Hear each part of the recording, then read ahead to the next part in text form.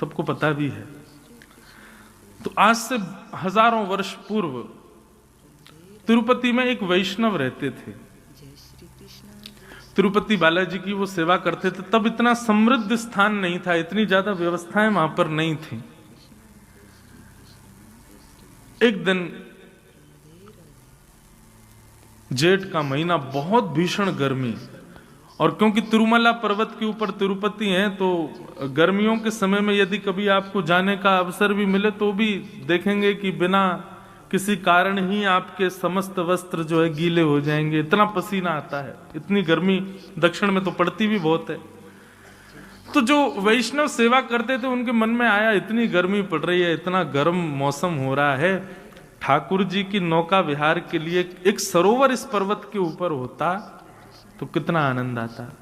हम ठाकुर जी को सरोवर में नौका विहार कराते, ठाकुर जी को थोड़ी शीतलता मिलती, आनंद आता।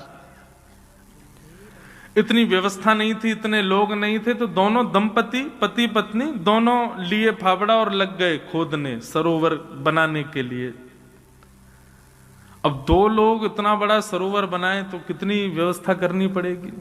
बेचारे दोनों खोदते, फिर जितनी मिट्टी इकट्ठी होती उसको लेकर के जाते, दूर फेंकते। तो जो ब्राह्मण थे, उनकी जो ब्राह्मणी थी वो गर्भवती थी, उनके गर्भ में बालक था। वो जब मट्टी उठा करके दूर कहीं फेंकने जाती तो ठाकुर जी को बड़ी पीड़ा होती।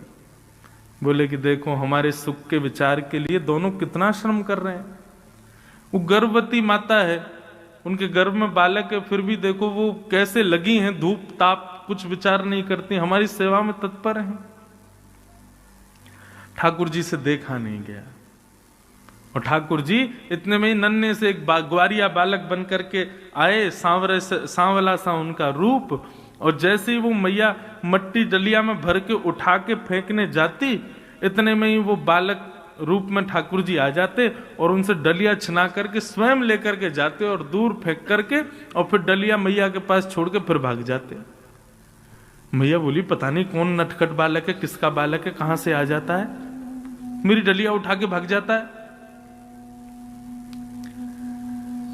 पुनश्च फिर से मट्टी इकट्ठी करके जैसे ही डलिया उठाई, फिर से ठाकुर जी आ गए और फिर से डलिया छिना के और लेके जाएं और दूर पटक करके और डलिया उनके पास फेंक के फिर भाग जाएं, और वो रोकना चाहे तो रुके नहीं।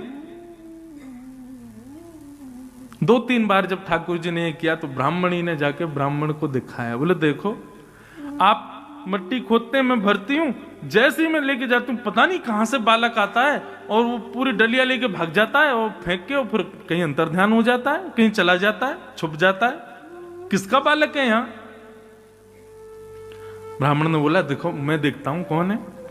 जैसी डलिया में पूरा मट्टी भर के जैसे ही ब्राह्मणी ने उठाया, इतने में ही जैसे ही वो बालक आया, बालक के रूप को देखते ही उनकी करधनी जैसे ही देखी, करधनी समझते हैं, कौंधनी, कमर पर जो धारण करते हैं, वो स्वर्ण की कौंधनी वही थी जो तिरुपति बालाजी ने पहनी थी। वो देखते ही ब्राह्मण समझ गए, बोले ओहो ये तो साक्षात श्री वेंकटेश भगवान आ रहे हैं। ठाकुर जी के पीछे भागे तो वो तो अंतर ध्यान हो गए, तो ब्राह्मण सीधे मंदिर में गए और मंदिर में जाकर के बोले आप क्या कर रहे हैं भगवान, आप इस प्रकार से श्रम क्यों कर रहे हैं, हम कर तो रहे हैं आपके लिए व्यवस्था, आप क्यों आ रहे हैं वहां पर। तिरुपति बालाजी प्रकट हो गए, प्रकट होकर बोले देखो तुम्हारी ब्राह्मणी गर्भवती है, उसके गर्भ में बालक है, वो इतना श्रम करती है, उसको पसीने आते हैं, इतना परिश्रम करती, मुझसे वो देखा नहीं जाता। ब्राह्मण ने ऐसी बात कही कि श्री ठाकुर जी उन पर न्योछावर हो गए। ब्राह्मण बोले देखिए भगवान, आपका काम है ठकुराई करना, आपका काम है सेवा स्वीकार करना, आपका काम है भोग निवेदन करना, भोग पाना, सुंदर शयन करना, आनंद करना, और ये सब सेवा का क्रम ये हमारी जिम्मेवारी है। तो कम से कम हमको जो सेवा का क्रम मिला है वो हमसे छीनिए मत, ये सेवा हमारी है, हमारे पास ही रहने दीजिए, ये सेवा ही तो हमको मिली है, ये भी आप ले जाएंगे तो फिर हम क्या करेंगे आपके लिए, ये सेवा तो कम से कम हमसे मत छीनिए। ठाकुर जी इतने प्रसन्न हो गए महाराज कि ब्राह्मण को हृदय से लगा लिया। बोले कि तुमसे हम बड़े प्रसन्न हैं, तुम एक बार, यहां हम लोगों की शिकायतें खत्म नहीं होती ठाकुर जी के आगे। जे नहीं है, हम कैसे करें महाराज, अभी ऐसा चल रहा है, कैसे कथा सुने, ये चल रहा है, वृंदावन कैसे आए, हम इतनी शिकायतें करते हैं।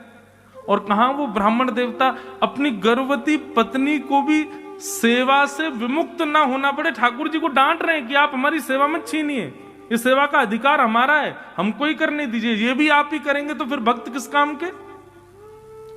ठाकुर जी ने हृदय से लगाया, बोले अच्छा ठीक है जाओ सेवा करो। जैसे ही ब्राह्मण निकल के बाहर आया तो देखा कि वहां तो एक सुंदर कुंड का निर्माण हो चुका था। ठाकुर जी ने बढ़िया सुंदर सरोवर वहीं व्यवस्थित कर दिया ताकि अब इनको सेवा ज्यादा ना करनी पड़े और हमारी नौका विहार का क्रम होने लगे।